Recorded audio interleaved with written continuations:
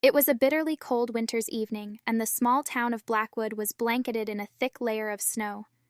The Anderson family had recently moved into a centuries-old Victorian-style mansion on the outskirts of town. Excitement filled the air as they prepared for their first Christmas in their new home.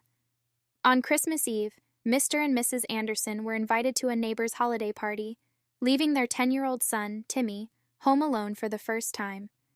They reassured him that he would be fine and gave him strict instructions to lock all the doors and windows before going to bed. As the night deepened, Timmy started to feel a growing unease. The old house creaked and groaned in the frigid wind, making eerie sounds that sent shivers down his spine.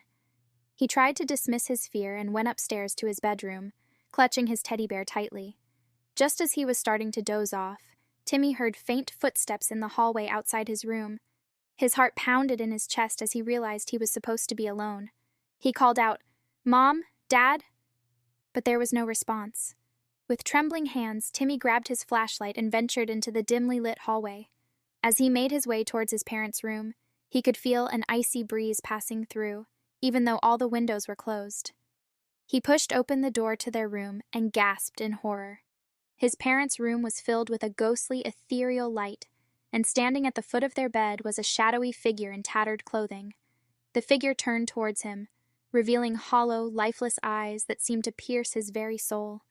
Timmy's scream echoed through the house as he fled back to his room, slamming the door shut. Terrified and with tears streaming down his face, Timmy tried to call 911, but the phone line was dead. He was truly alone, trapped in a house that seemed to be harboring malevolent spirits. The night grew colder, and the house itself seemed to come alive with sinister whispers and ghostly apparitions.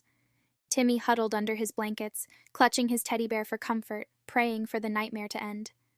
Hours passed, and just as dawn was breaking, Timmy's parents returned home.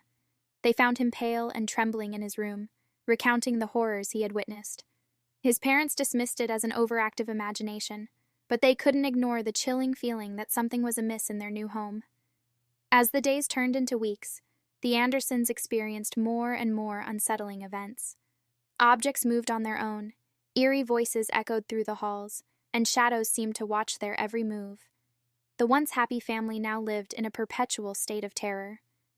The Andersons soon realized that their new home was haunted by restless spirits, trapped within its walls for centuries.